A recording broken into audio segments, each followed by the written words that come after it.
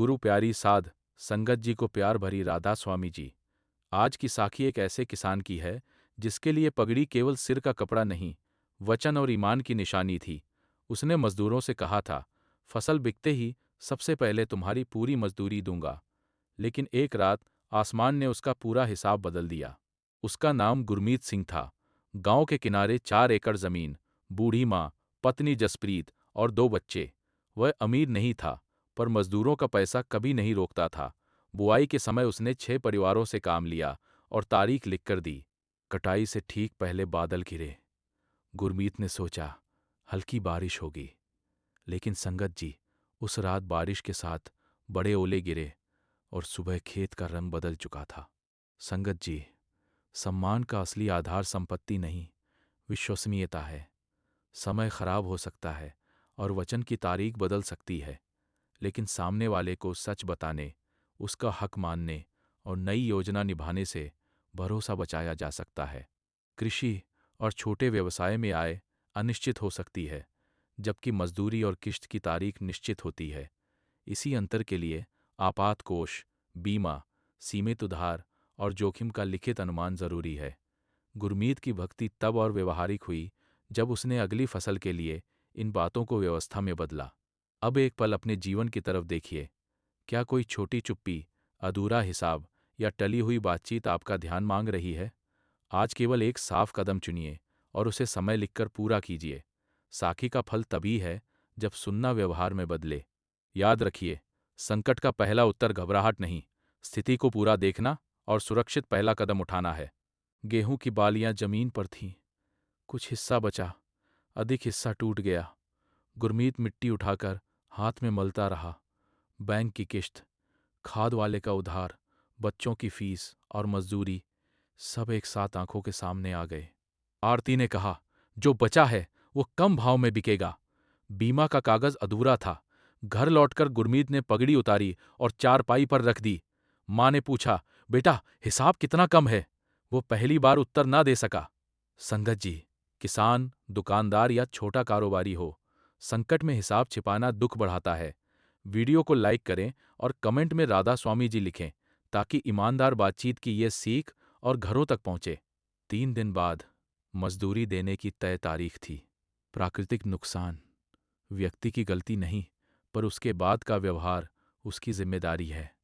कागज, बीमा, कर्ज और खर्च पहले से व्यवस्थित हों तो संकट का आघात कम हो सकता है।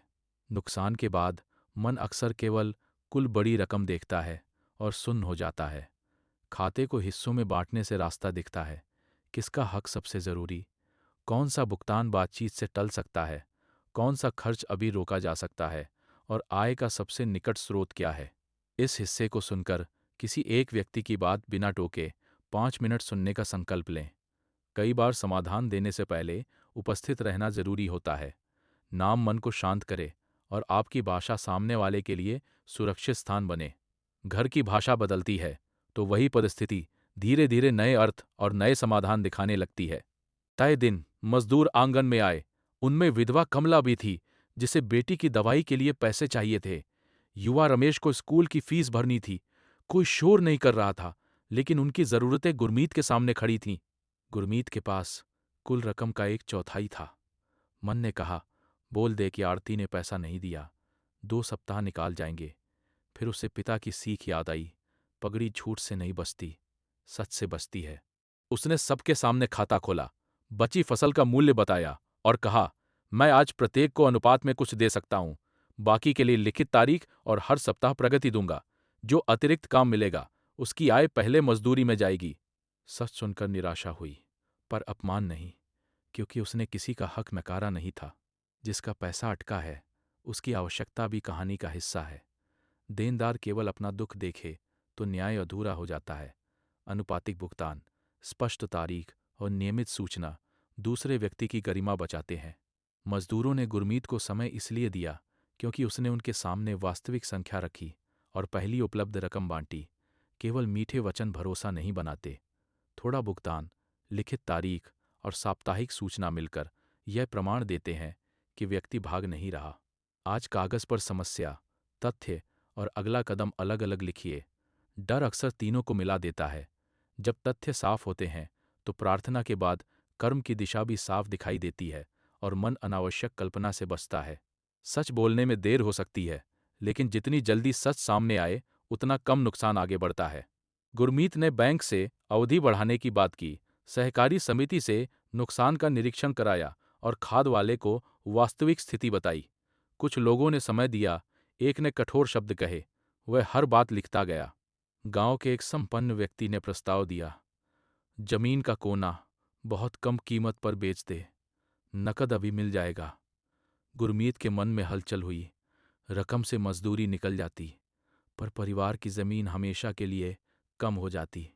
संगत जी, दबाव में पहला प्रस्ताव ही अंतिम रास्ता नहीं होता। भरोसेमंद बुजुर्ग, विशेषज्ञ और परिवार से बात कीजिए। कमेंट में लिखिए, साफ हिसाब, साफ कमाई। उसने तुरंत हस्ताक्षर नहीं किए, 24 घंटे मांगे और घर आकर पत्नी के साथ पूरा बजट बैठकर लिखा। यही छोटा विराम उसे भारी गलती से बचाने वाला था। बहुत कम कीमत पर संपत्ति बेच देना कभी कभी आवश्यक हो सकता है, लेकिन दबाव में बिना मूल्यांकन और सलाह हस्ताक्षर करना नया संकट बना सकता है। एक रात का विराम और स्वतंत्र राय बड़ी हानि रोक सकती है। संकट में जमीन, सोना या दुकान बेचने का प्रस्ताव तुरंत समाधान लगता है।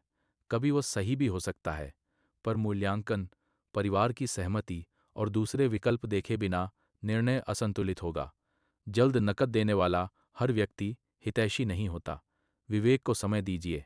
किसी भारी निर्णय से पहले 24 घंटे, एक भरोसेमंद सलाह और पूरा हिसाब, इन 3 बातों को याद रखिए। जल्दी की आग में लिया निर्णय लंबे समय की राख बन सकता है। शांत विराम भी मालिक की दी हुई बुद्धि का उपयोग है। मर्यादा बचाने का अर्थ मौन रहना नहीं, सही समय, सही मंच और साफ शब्द चुनना है। रात को गुरमीत सत्संग की पुरानी डायरी लेकर बैठा।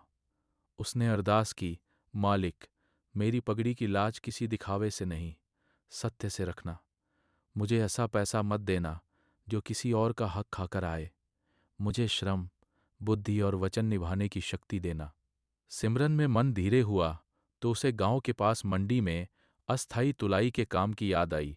काम छोटा था, रात की पाली थी और गांव वाले कह सकते थे कि अपनी जमीन वाला अब मजदूरी करेगा। अहंकार बोला, लोग क्या कहेंगे? जिम्मेदारी बोली, जिनकी मजदूरी अटकी है, पहले उनका हक देख। सुबह उसने पाली स्वीकार कर ली। कृपा ने आसमान से थैला नहीं गिराया। उसने गुरमीत को छोटा समझे जाने वाले ईमानदार काम के लिए झुकने की ताकत दी। अहंकार अक्सर ईमानदार छोटे काम को अपमान बताता है। जिम्मेदारी कहती है कि श्रम का कोई साफ रूप छोटा नहीं।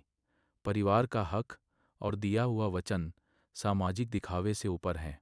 मंडी में तुलाई करना गुरमीत की पहचान के विरुद्ध नहीं था, वह उसकी जिम्मेदारी का विस्तार था। काम का सम्मान पद से नहीं, कमाई की सफाई और उसके उद्देश्य से आता है। जो व्यक्ति परिवार और देनदारी के लिए झुककर श्रम करता है, वह छोटा नहीं होता। सिमरन के बाद आज स्वयं से पूछिए, मैं किस बात से भाग रहा हूं और कौन सा छोटा ईमानदार कदम अभी संभव है? उत्तर बड़ा ना हो तो भी चलेगा। सच्ची दिशा अक्सर एक फोन, एक माफी या एक लिखित योजना से शुरू होती है। प्रार्थना के बाद उठाया गया जिम्मेदार कदम ही भीतर के भरोसे को बाहर की दिशा देता है। गुरमीत दिन में खेत का बचा अनाज साफ करता और रात को मंडी में बोरियां तौलता। जसप्रीत ने घर का खर्च काटा, बच्चों को स्थिति समझाई और स्वयं अचार बनाकर बेचने लगी। हर शनिवार वे खाते के सामने बैठते और मजदूरों को छोटी किस्त देते। कमला ने कहा, सरदार जी, रकम छोटी है, पर आपका दरवाजा बंद नहीं हुआ, यही भरोसा है। गुरमीत की आंखें भर आईं। उसे समझ आया कि सम्मान पूरा पैसा होने से पहले भी बच सकता है, अगर मनुष्य सच और प्रयास से भागे नहीं।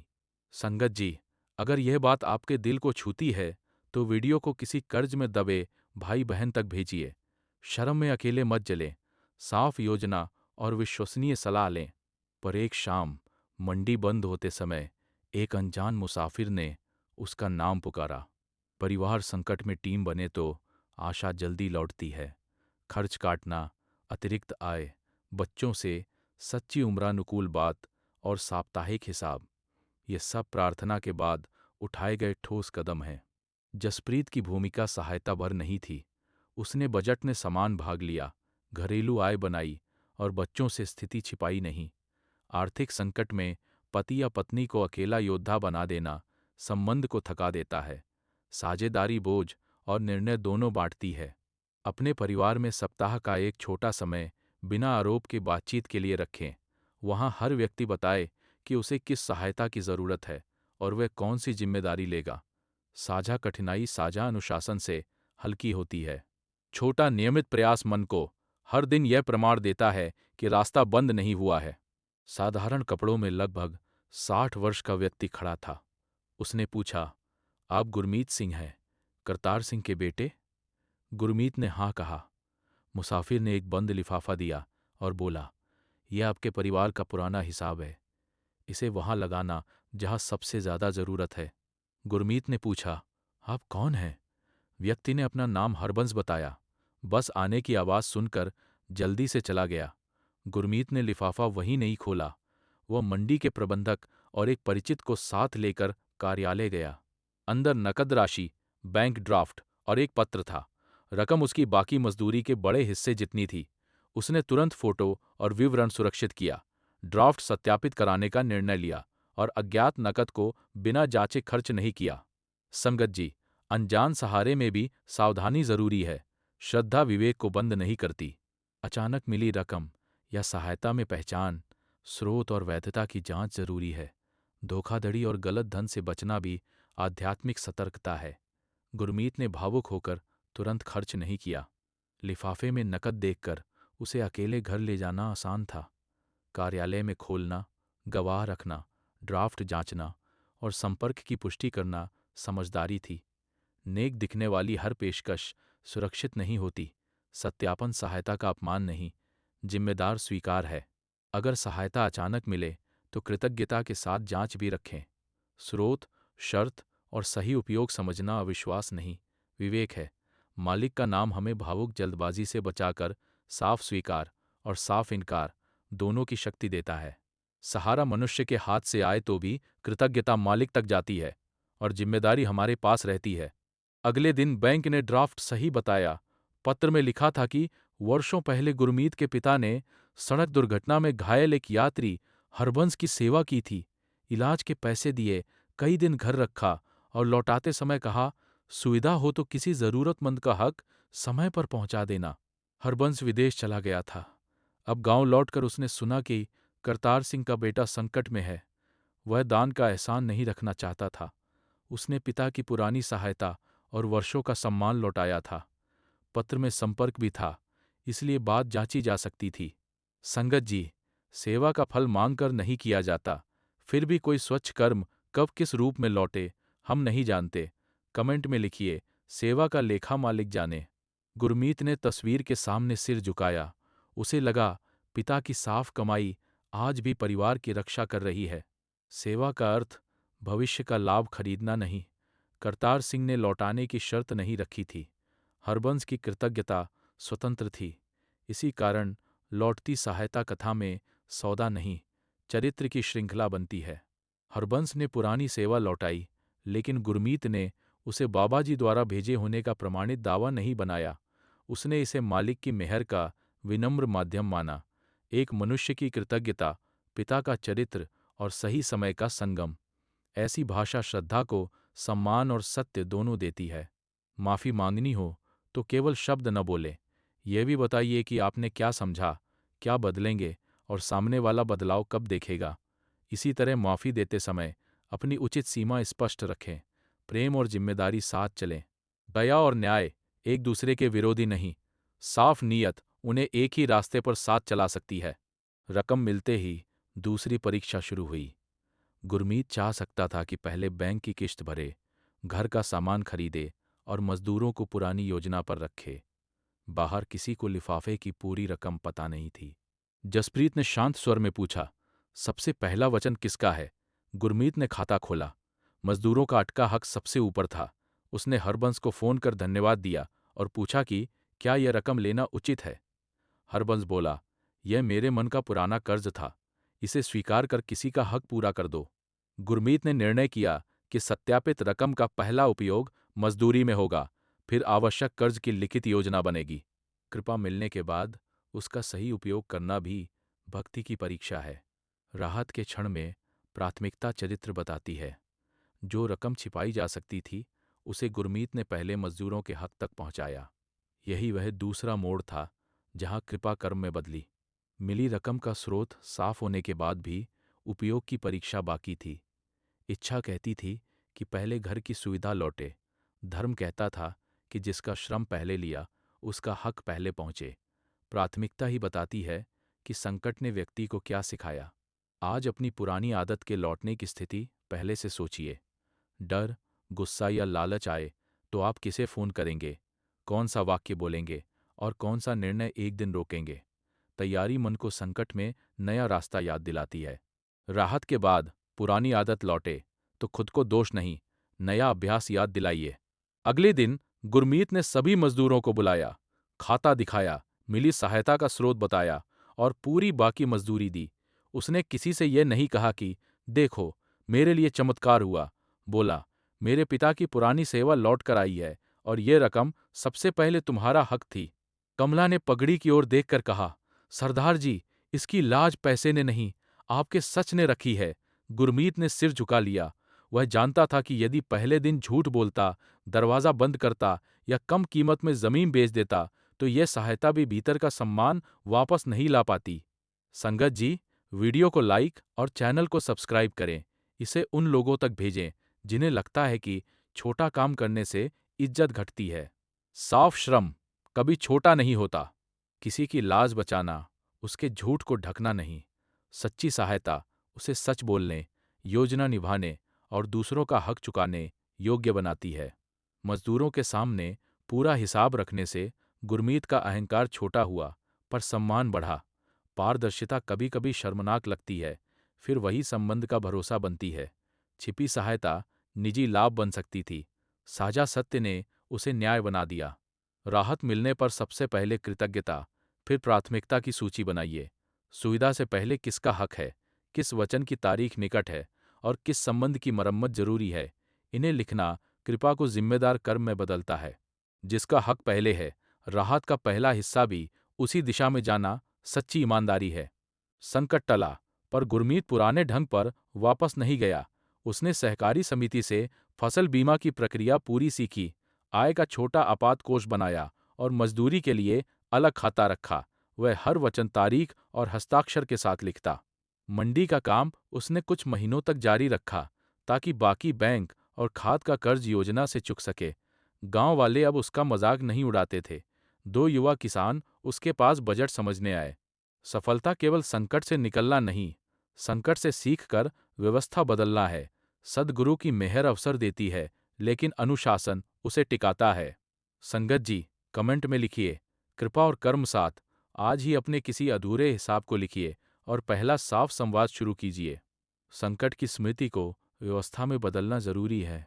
बीमा, अलग मजदूरी खाता, छोटा आपात कोष और सीमित वचन भविष्य की चिंता घटाते हैं।